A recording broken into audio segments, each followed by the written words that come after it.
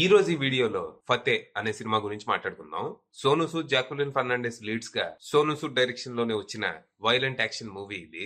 ఈ cinema story ఏంటి, దీని మీద నా ఒపీనియన్ ఏంటనేది ఇప్పుడు తెలుసుకుందాం పదండి. ముందుగా ఈ సినిమా స్టోరీ ఏంటంటే, ఈ సినిమాలో మన హీరో ఫతే సింగ్ పంజాబ్ లో ఒక చిన్న టౌన్ లో ఉన్న పాల కేంద్రంలో సూపర్వైజర్ గా పనిచేస్తూ ఉంటాడు.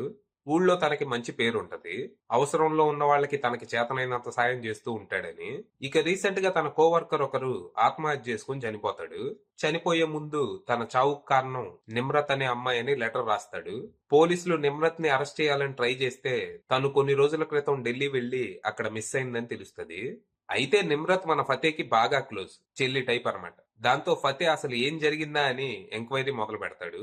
ఈ ప్రాసెస్ లో నిమ్రత్ మిస్సింగ్ కి, తన కోవర్కర్ ఆత్మహత్యకి వెనుక ఓ సైబర్ క్రైమ్ దాగుందని తెలుస్తది. ఓ క్రిమినల్ ఆర్గనైజేషన్ ఆన్లైన్ లో యాప్ ద్వారా పేద మధ్యతరగతి జనాలకి లోన్లు ఇచ్చి తర్వాత వాళ్ళ దగ్గర అధిక వడ్డీలు వసూలు చేస్తూ కట్టకపోతే బెదిరింపులు, బ్లాక్ మెయిల్ కి పాల్పడుతూ ఉంటారు.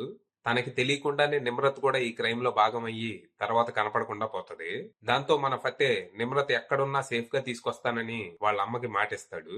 ఇచ్చిన మాట ప్రకారం నిమ్రత్ కోసం దేశం మొత్తం గాలిస్తూ తనకి అడ్డొచ్చిన వాళ్ళందరినీ మొహమాటం లేకుండా చంపడం మొదలు పెడతాడు. మరి తర్వాత ఏం జరిగింది? ఈ సైబర్ క్రైమ్స్ వెనక ఎవరున్నారు? పోలీసులకి దొరకకుండా వీళ్ళు ఈ నెట్వర్క్ ని ఎలా రన్ చేస్తున్నారు? వీళ్ళ వల్ల అసలు నిమ్రత్ ఎలా చిక్కింది? ఇంతకీ ఓ పాల కేంద్రంలో పనిచేసే సాధారణ ఉద్యోగి ఓ పెద్ద క్రిమినల్ ఆర్గనైజేషన్ కి ఎదురెలా వెళ్ళాడు? నిజంగా తను సాధారణ ఉద్యోగేనా, లేకపోతే అది కేవలం ముసుగేనా? అసలు ఈ ఫతే ఎవరు? చివరికి మన ఫతే ఆ క్రిమినల్ ఆర్గనైజేషన్ ని ఎలా అంతం చేశాడనేది మీరు సినిమా చూసి తెలుసుకోవాలి. ఇక ఈ సినిమా పర్లేదు, డీసెంట్ ఉంది. కథా కథనాలు అంత కొత్తగా లేకపోయినా రన్ టైం క్రిస్ప్ గా ఉండటం, యాక్షన్ ఎపిసోడ్స్ మంచి స్టైలిష్ గా, వైలెంట్ గా ఉండటంతో ఓవరాల్ గా బానే ఉందనిపించింది. సినిమా ఫస్ట్ హాఫ్ కొంచెం సోసోగా ఉంటది. క్యారెక్టర్స్ ని, ప్లాట్ ని ఎస్టాబ్లిష్ చేయడానికి ఫస్ట్ హాఫ్ అంతా సరిపోయింది. అయితే ఇక్కడ సోనూ సూద్ క్యారెక్టర్ తప్పితే మిగిలిన క్యారెక్టర్స్ అంత బలంగా ఉండవు. ఆఖరికి విలన్ క్యారెక్టర్ కూడా, అంటే హీరో క్యారెక్టర్ ఏమో 200-300 మందినైనా అలసట లేకుండా చంపుతాడు అన్నట్టు చూపిస్తారు. ఇక విలన్ ఏమో ముసలోడు, ఫిజికల్ స్ట్రెంత్ లేకపోయినా చాలా తెలివైన వాడు అన్నట్టు చూపిస్తారు. కానీ ఇక్కడ విలన్ వేసే ప్లాన్లన్నీ రెండో తరగతి పిల్లాడి ఐడియాలా ఉంటాయి. దాంతో వారు వన్ సైడ్ అని మనకి ముందే క్లారిటీ వచ్చేస్తది. ఇక మిగిలిన సినిమా అంతా విలన్ మనుషుల్ని పంపటం, హీరో వాళ్ళని చంపటంతోనే సరిపోద్ది. మధ్య మధ్యలో ఏదో సైబర్ క్రైమ్ చూపిస్తూ ఉంటారు. విలన్ కూడా బలంగా ఉండుంటే మజా వచ్చేది.